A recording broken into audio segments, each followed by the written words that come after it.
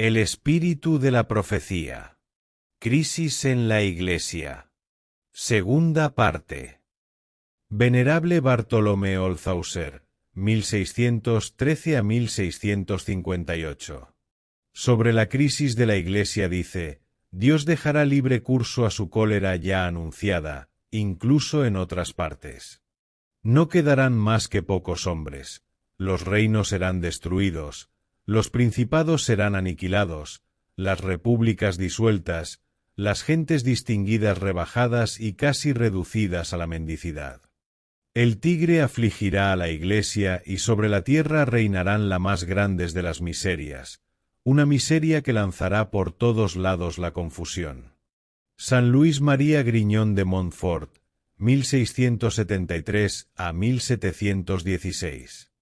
En su famosa oración abrasada, en la que pide los apóstoles de los últimos tiempos, refiriéndose al estado de la Iglesia, dice: Desolatione desolata est amnis terra, la impiedad está sobre un trono, vuestro santuario es profanado, y la abominación entró hasta en el lugar santo. Tratado de la verdadera devoción, página 303. Fray Calisto, 1751. Esta profecía presenta la particularidad de haber sido pronunciada en alta voz el 3 de diciembre de 1751, al fin de la misa en presencia de todos los monjes de la abadía de Cluny. Fray Calisto murió al día siguiente sin haber pronunciado otra palabra. La venganza de Dios se aproxima, el tiempo urge, penitencia, hay pecadores. La iniquidad ha inundado la tierra, todo es iniquidad, ¿a qué santos rezaremos nosotros? La venganza celeste alcanzará todas las clases. Nosotros hemos abusado del sacrificio, el sacrificio cesará. Iglesia de Dios, tú gemirás. Ministros del Señor, vos lloraréis por nuevas profanaciones. Sangre, se beberá sangre, sangre, se beberá. La tierra culpable será purificada por el hierro, y devorará a aquel que se ha sentado en la iniquidad. San Benito José Labre, 1748 a 1783. Benito, cuenta el padre Marconi, su confesor, me ha hablado también de otras visiones que él tenía, mas siempre para acusarse como tentaciones. Así, él me ha expuesto que veía en fuego ya un lugar, ya otro, de aquellos donde había pasado en sus viajes por Francia, mas los hechos han bien probado que en lugar de tentaciones, eran ilustraciones divinas, representando en su espíritu el porvenir, bajo la forma de incendios que consumían ora un lugar, ora otro. Yo debo acrecentar que más de una vez él me expone que me veía a mí y al Santísimo Sacramento, como cubierto de inmundicias, y diciéndolo, las lágrimas le corrían. Él me repite aún estas palabras en su última confesión, y él terminaba siempre diciendo que la sola penitencia podía desarmar la cólera de Dios. Me parece que yo no me alejaría mucho de la verdad si el vos, que usaba entonces el santo dirigiéndose a mí, se tomaba no como personal, más como calificativo, de suerte que él hubiera querido hablar, no de mi persona en particular, más en general de los sacerdotes que él veía cubiertos de inmundicias, para significar lo que sucedería en Francia en el orden sacerdotal, sea en lo físico, sea en lo moral. Eleonora Maza, abadesa de Montelupone, cuenta en carta al padre Marconi, después de la muerte de San Benito, que él hizo saber a las religiosas del monasterio de Santa Clara en Verona, que la Iglesia estaba amenazada de males más grandes aún que aquellos que la afligían, y que él no los vería. Sor de la Nativité, 1731 a 1798. Sobre la crisis en la Iglesia, Dios me ha hecho ver la malicia de Lucifer, y la intención diabólica y perversa de sus agentes, contra la Santa Iglesia de Jesucristo. A las órdenes de su jefe, estos malvados han recorrido la tierra como furiosos, con los designios de preparar las vías y los senderos al Anticristo. Por el aliento corrompido de este espíritu soberbio, ellos han envenenado los hombres, que como otros apestados se han comunicado el mal los unos a los otros, y el contagio se tornó general. ¡Qué trastorno! ¡Qué escándalo! Por el relato se percibe que es la revolución, prefigura del verdadero anticristo. Materia infecta con la cual les tocaba en la frente o sobre cualquier otro lugar de la piel, como para imprimirles carácter. He aquí, Padre, lo que yo he visto pasar bajo mis ojos. Era Satán en persona, que distribuía a sus satélites, a los cuales hacía cómplices de sus criminales disposiciones, una cierta materia infecta con la cual les tocaba en la frente o sobre cualquier otro lugar de la piel, como para imprimirles carácter. Estos satélites, así tocados, me parecían inmediatamente cubiertos de una lepra, con la cual ellos iban infectando a todas las personas que se dejaban tocar por ellos. Esta figura, Padre, tiene relación con el interior y el exterior de la Iglesia, y aunque ella deba tener su perfecto cumplimiento en la revolución que comienza, expresa bien las disposiciones y los sucesos que la prepararon desde largo tiempo. Son los esfuerzos del infierno para destruir en las almas el reino de Jesucristo y perturbar a los fieles en el ejercicio de su religión. Estos emisarios del demonio, estos precursores del anticristo, así se me ha hecho conocer, son los escritores impíos, que por sus sistemas licenciosos y seductores, desde hace mucho tiempo, han lanzado los fundamentos de la irreligión que domina la materia infecta, que comunica por todos lados el contagio, y que no es otra cosa que esta impura composición de la impiedad. Libertinaje que gana todas partes y que causa todo el mal, bajo el nombre engañoso de filosofía, que ella no merece. Mas, Padre, he aquí las palabras que yo escuché muy claramente, y de las cuales yo os pido nada cambiar. Ellas me han parecido venir de parte de Dios. Los centinelas se han dormido, los enemigos han forzado las barreras y han entrado en el corazón de la ciudad. Ellos han llegado hasta las ciudadelas, donde han colocado su sede. La potencia de las tinieblas ha extendido su imperio, se ha hecho una sinagoga, en ella se han erguido altares, donde han colocado los ídolos para hacerse adorar. Satán acaba de entrar en su sinagoga, y más cosas. Estos sucesivos y más cosas no están explicados y no se sabe si son del confesor de Sor de la Nativité. A lo largo de sus revelaciones se repiten con mucha frecuencia. Yo he visto una gran potencia elevarse contra la Santa Iglesia. Ella ha arrancado, pillado, devastado la viña del Señor, la ha hecho servir como escabel a los transeúntes y la ha expuesto los insultos de todas las naciones. Después de haber injuriado el celibato y oprimido el estado religioso, esta soberbia audaz hoy se ha como revestido de los poderes de nuestro Santo Padre, el Papa, del cual ella ha menospreciado la persona y la autoridad. He visto tambalear las columnas de la Iglesia, he visto, inclusive, caer un gran número de los cuales se tenía motivo de esperar más estabilidad. Sí, Padre, entre aquellos que debían sustentarla, se han encontrado cobardes, indignos, falsos pastores, lobos vestidos con piel de corderos, que han entrado en el rebaño para seducir las almas simples, degollar el aprisco de Jesucristo y librar la heredad del Señor a la depredación de los ladrones, los templos y los santos altares a la profanación. Desgracia a los usurpadores de los bienes de mi Iglesia. He aquí, lo que dice el Señor en su cólera y en la justa indignación que ha concebido. Desgracia a los traidores y a los apóstatas. Desgracia a los usurpadores de los bienes de mi Iglesia, como a todos aquellos que desprecian su autoridad. Ellos incurrirán en mi indignación. Yo fulminaré esta soberbia audaz, ella desaparecerá como el humo que se evapora en los aires, en punición de sus crímenes. Yo les volveré a pedir una heredad, esencialmente destinada al mantenimiento de mis templos y de mis ministros, así como al alivio de mis pobres. Yo encegueceré su espíritu, endureceré su corazón. Ella cometerá pecado sobre pecado, haciendo el mal ella creerá hacer el bien, y la caída de aquellos que ella embriaga será tanto más profunda y tanto más funesta, cuanto ellos se habrán elevado más alto por su orgullo. Nuestro Señor Jesucristo lloraba. Nuestro Señor se queja de los escándalos eclesiásticos, los crímenes de los cuales parecía más tocado, y que él lloraba con más amargura, eran las infidelidades, las prevaricaciones y los escándalos de los malos sacerdotes, y de todos los eclesiásticos que por sus desórdenes y su vida escandalosa profanan los sacramentos, deshonran su sacerdocio y hacen blasfemar su santo nombre.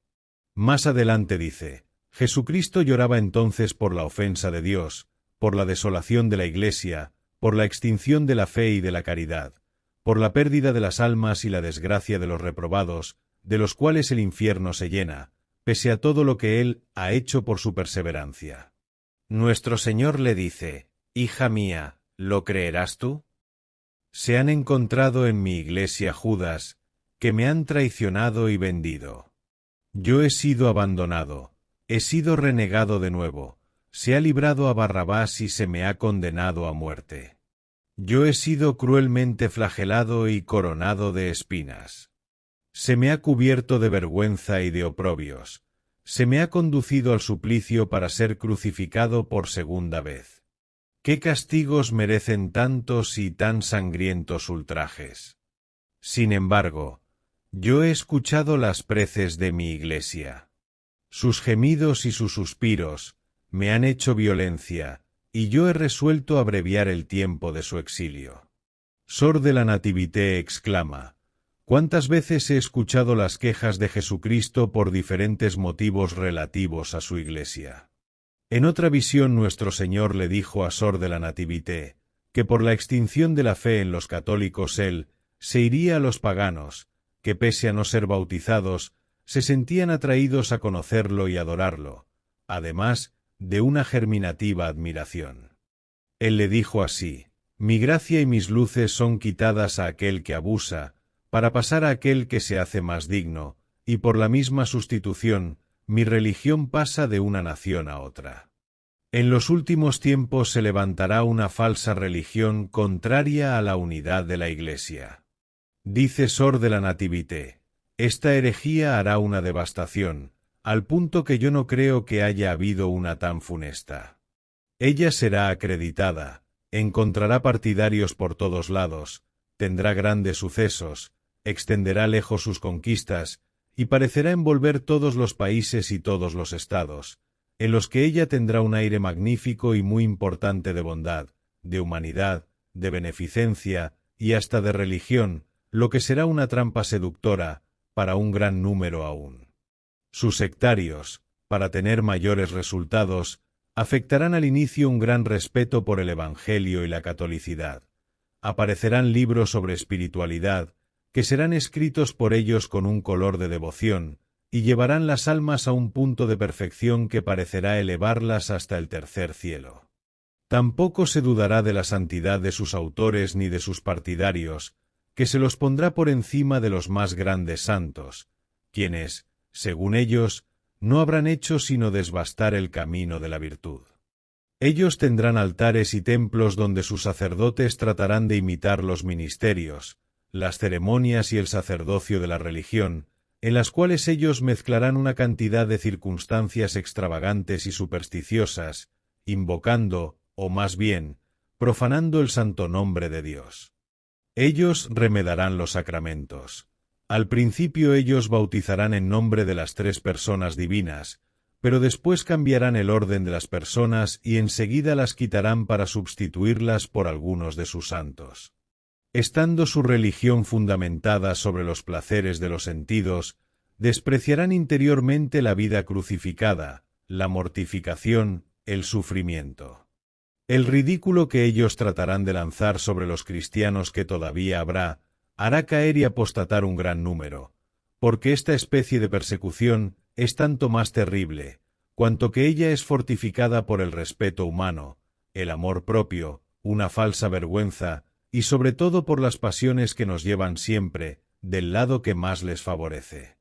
Para mejor fingir las santas instituciones de la Iglesia, ellos establecerán pretendidas religiosas, que se consagrarán de palabra a la continencia, y se mostrarán por excelencia las esposas de los cánticos o las esposas del Espíritu Santo. Serán de un gran socorro para la obra del demonio. Él las tornará de una belleza arrebatadora, ejercerá por ellas prodigios que fascinarán a todos los ojos, y harán mirar estas vestales como divinidades. Las revelaciones, las predicciones del futuro, los éxtasis, los arrobamientos en cuerpo y alma los tendrán frecuentemente y bajo los ojos de todos. Se escuchará hablar de prodigios y de milagros de los ministros del error, que de su lado no harán menos esfuerzos para ilusionar al pueblo con cosas sorprendentes, donde el demonio entrará muchísimo, hasta que después de su muerte, él los elevará en el aire en globos de fuego, a fin de hacerlos adorar como dioses inmortales. También se pintarán sus imágenes en los templos, y se dirá altamente que una iglesia que produce semejantes milagros es mucho más santa que la anterior. Sor de la Nativité dice que esta nueva religión aparecerá hacia el fin del mundo, y en las vísperas del Anticristo, y que nacerá de una religiosa de esta secta. Presenta muchas semejanzas con la iglesia nueva de los grupos proféticos. Venerable Isabel Canori Mora, 1774 a 1825. El 15 de diciembre de 1815, tuvo una visión en que la iglesia le fue mostrada, bajo la forma de una dama venerable, bella y cubierta de ricos ornamentos, más llena de tristeza. Ella dirigía a Dios ardientes súplicas por sus hijos desgraciados, y en particular por los sacerdotes seculares y regulares. Dios irritado rechazaba sus oraciones y le decía: «Toma cuidado con mi justicia, y juzga tú misma tu causa». Entonces ella empalideció, con sus propias manos comenzó a despojarse de todos sus ornamentos, y aquí que 3 ángeles ejecutores de los decretos divinos le quitaron sus vestimentas de gloria. La dama venerable, reducida a un estado tan humillado, siente que sus fuerzas la abandonan, ella tambalea y está a punto de caer. El Señor no lo permite. Él le vuelve a dar un nuevo vigor, y levanta la cabeza de la ilustre matrona, que entristecida y abatida por causa del abandono de sus hijos, parecía estar en profundas tinieblas. De pronto, el Señor la cerca con su gloria y le comunica algo de su esplendor.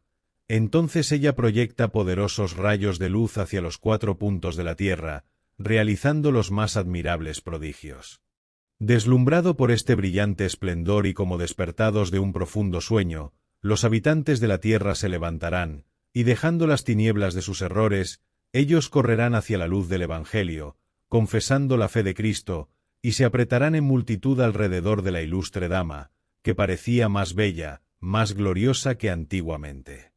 Alrededor suyo, entonces, se levanta un templo majestuoso, sostenido por 6 poderosas y sólidas columnas, a donde los pueblos acudían, profesando todos la fe cristiana.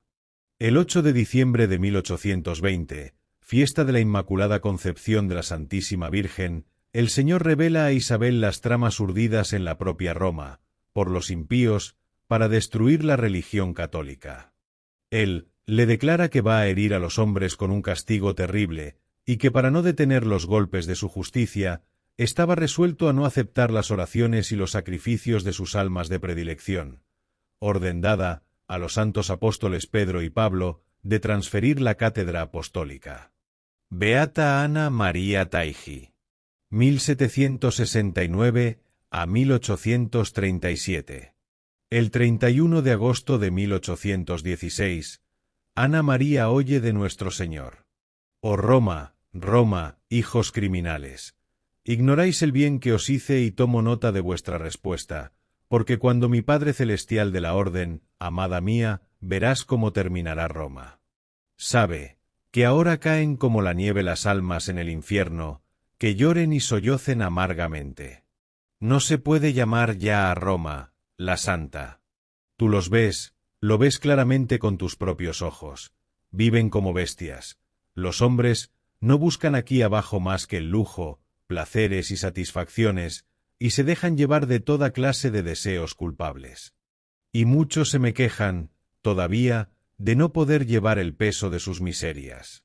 Pero si yo pudiera hablarte, quisiera abrirte mi corazón, me vengaré en ellos».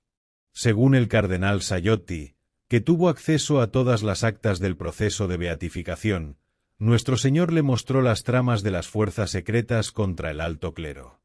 En una ocasión él le dirigió palabras de fuego contra los sacerdotes que contaminaban los altares. Ella vio también el futuro castigo y al fin el triunfo de la Iglesia. Dios quiere purgar la tierra y su Iglesia, para lo cual está preparando una plantación nueva de almas desconocidas, que operarán grandes y sorprendentes milagros. Un testimonio inesperado en 1879.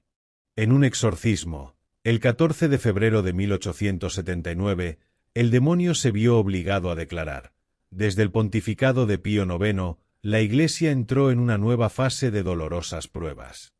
La Iglesia militante tendrá que sufrir siempre un doble mal: exterior, por la persecución de sus enemigos; interior, por la perversión de sus miembros.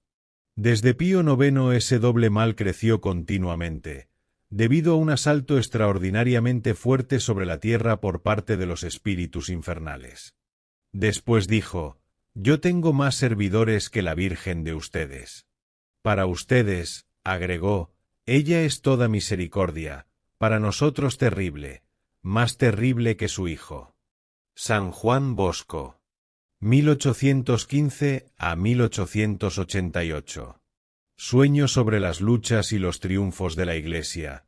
Parecíame que estabais conmigo sobre una roca en el mar. En la dilatada llanura de las aguas, había una verdadera nube de barcos dispuestos en orden de batalla, y con las proas terminadas en afilado espolón, que hiende y traspasa cuanto a su paso se encuentra. Están provistos de cañones y cargados de fusiles y armas de toda clase, de municiones y explosivos, y también de libros, porque los libros son armas también. Todos avanzaban contra un acorazado mucho más grande que ellos, con intención de atravesarlo con el espolón, incendiarlo o causarle el mayor daño posible. A esa majestuosa nave, provista de todo, hacen escolta 3 navíos, que obedecen a sus órdenes y maniobran, y evolucionan para defenderla de la flota enemiga. El viento les es contrario, y el mar agitado parece favorecer al enemigo. En medio de aquel mar sin límites se elevan 2 fuertes y altísimas columnas, poco distantes una de la otra. Una de ellas se ve coronada con la estatua de María Inmaculada y la inscripción: Auxilium Christianorum. Sobre la otra, más alta y gruesa, se ve una hostia de tamaño proporcionado a la columna, con otra inscripción que dice: Salus Credentium. El general y jefe de la nave capitana, que es el romano pontífice, viendo el furor de los enemigos y la desventaja de sus fieles seguidores, convoca en consejo a los capitanes de las otras naves, para ver lo que debe hacerse. Todos los pilotos suben a bordo y se agrupan en torno del Papa. Celebran sesión, pero como el viento arrecia por momentos, cada uno marcha de nuevo a gobernar su nave. Calmado el vendaval, el Papa vuelve a reunir sus pilotos, mientras la nave sigue su rumbo. Pero de nuevo se desencadena otra terrible tempestad, y él, gobernando el timón, procura con todas sus fuerzas arrimar su nave a las columnas mencionadas, de las cuales penden numerosas anclas y fuertes garfios unidos a gruesas cadenas. Las naves enemigas se dirigen en masa al asalto, y tratan con todos los medios de abordarla y hundirla, unas con periódicos y libros, sustancias inflamables que arrojan a bordo, otras con cañones, fusiles y espolones. El combate hácese cada vez más encarnizado. Las proas enemigas chocan violentamente contra la nave papal, pero son inútiles sus esfuerzos y embestidas. En vano tornan una y otra vez a su intento y gastan energías y municiones. La gran nave sigue avanzando segura en su camino. Sucede alguna vez que por la violencia de los golpes se abren profundas y anchas brechas, mas apenas aparece el daño, desciende un soplo desde las columnas y se cierran las brechas, haciéndolas desaparecer. Y estallan los cañones de los asaltantes y se revientan sus fusiles, lo mismo que las otras armas y los acerados espolones, se resquebrajan y muchos de ellos se hunden en el mar. Entonces los enemigos furiosos van al abordaje y comienzan a combatir con armas cortas. Se traba feroz batalla entre rezos y blasfemias, preces y maldiciones. Mas he aquí que el Papa, herido mortalmente, cae en el suelo, y sus acompañantes acuden a levantarlo. El Papa es herido por segunda vez. Cae y muere. Un grito de alegría y victoria resuena en la escuadra enemiga. Pero su gozo no dura mucho tiempo, porque aquel papa es reemplazado por otro. Reunidos los pilotos se han dado tanta prisa en elegirle, que la noticia de la muerte del papa llega al mismo tiempo que la de la elección del sucesor. Los adversarios empiezan a desanimarse. El papa, sorteando y venciendo toda clase de obstáculos, guía la nave hacia las columnas. Al llegar en medio de ellas, las ata, con una cadena que colgaba de la proa, a la columna que tenía encima la hostia, y con la otra cadena la ata a la columna que tiene encima la imagen de la Virgen María. Sucede un gran desconcierto en el campo enemigo. Todas las naves que hasta entonces habían combatido contra la que guiaba el papa, huyen, se dispersan, se embisten entre sí. Se van a pique, mientras procuran hundir a otras. Algunas navecillas que habían combatido valerosamente al lado del papa son las primeras en anclar junto a las dos columnas. Y otras que se habían mantenido alejadas del combate, permaneciendo a la expectativa, una vez perdidos en los remolinos del mar, los últimos restos de la escuadra enemiga, a toda velocidad corren en dirección a las dos columnas, y cuando llegan a ellas, se sujetan en las áncoras que penden de las mismas, y permanecen seguras y tranquilas junto a la nave del Papa. Sobre María Auxiliadora y los tiempos que corren. Cuando San Juan Bosco quiso construir una iglesia en honra de Nuestra Señora, por orden de ella, dijo: «La llamaremos María Auxiliadora. Hasta ahora hemos celebrado con solemnidad y pompa la fiesta de la Inmaculada Concepción, y lo seguiremos haciendo.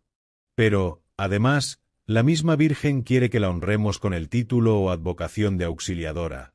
Los tiempos que corren son tristes, tenemos verdadera necesidad de que la Santísima Virgen nos ayude a conservar y defender la fe cristiana como en Lepanto, como en Viena, como en Savona y Roma». Con respecto a esta invocación, los alumnos de San Juan Bosco notaron que la comenzó a difundir a partir del año 1860.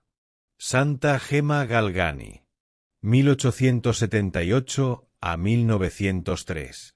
Pecados y sacrilegios con que me ultrajan los ministros de mi santuario.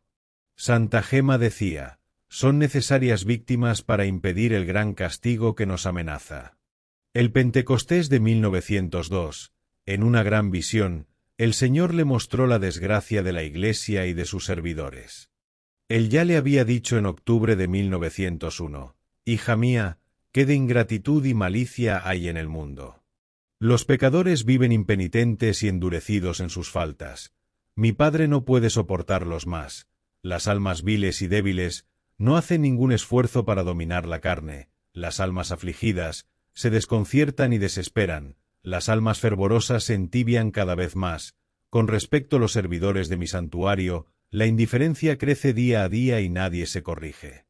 En mayo del mismo año, Gema fue absorta en un éxtasis, y el Señor le dijo: «Yo tengo necesidad de una gran expiación, sobre todo, por los pecados y sacrilegios con los cuales me ultrajan los ministros de mi santuario. No eran los ángeles que rodean mi altar, cuantos yo hubiera ya aniquilado». Ella se ofreció como víctima y murió el sábado santo de 1903. San Pío X, 1903 a 1914. Todo el mal depende de nosotros, sacerdotes. Mientras daba una audiencia entró en una somnolencia misteriosa. Cuando volvió en sí, exclamó: «Esto que veo es horroroso. No sé si seré yo, y no sé si será mi sucesor. Lo que es seguro es que el Papa dejará Roma, y para salir del Vaticano le será necesario pasar sobre los cadáveres de sus sacerdotes». Al canónigo Teillier de Poncheville, San Pío X le dijo: «Todo el mal depende de nosotros los sacerdotes. Si todos estuviesen inflamados de un celo de amor, bien pronto la tierra entera sería católica». Sor María Angélica Millet, 1879 a 1944. Respecto del estado de la Iglesia, Sor María Angélica tiene, en 1919, una revelación de nuestro Señor. «Es horroroso lo que me dijo él, me muestra la francmasonería sacerdotal. Él estaba tan triste. Triste hasta dejarme ver las lágrimas en sus ojos diciéndome: Yo tengo sacerdotes coaligados contra mí. El sacerdocio entró en el secreto de Satán, él me libra a su odio y mi corazón es de nuevo traspasado por él. Mensaje de Nuestra Señora, 1948, que ayuden a propagar la devoción para conmigo. La Santísima Virgen se apareció muchas veces a una joven religiosa del Carmelo de Lipa, en las Filipinas, como medianera de todas las gracias. En testimonio de la veracidad de estas apariciones, ella hizo caer una lluvia de pétalos de rosa sobre el Carmelo y fuera de él. Mucha gente los vio, millares de personas corrieron al lugar de las apariciones. El obispo, reacio dar crédito a este hecho sobrenatural, decidió prohibir la afluencia a tal lugar y cuando estaba sentado en su escritorio para escribir la prohibición, este fue cubierto de pétalos de rosas. El prelado desistió de su propósito y dejó que el mensaje de Nuestra Señora continuase su curso. El mensaje de la Virgen fue dado el 12 de noviembre de 1948. Nuestra Señora con afecto y mucha tristeza, dijo a la religiosa, los hombres no creen en mis palabras, reza por los sacerdotes. Lo que aquí pido es la misma cosa que ya pedí en Fátima, decid esto a los hombres, ellos no creen en mí y no me dan lo que suplico. Decid a las hermanas, que deseo, que ellas ayuden a propagar la devoción para conmigo. Decidles que hagan penitencia por aquellos que no creen. Si los hombres vinieren a rezar y pedir gracias, deja que ellos vengan directamente a mí, y no por medio de ti. Tú debes revelar estas cosas. Esta es mi última aparición en este lugar. Después de estas palabras, la Virgen dio su bendición a la religiosa y a toda su comunidad, desapareciendo luego. Fin del primer apartado. La crisis de la Iglesia.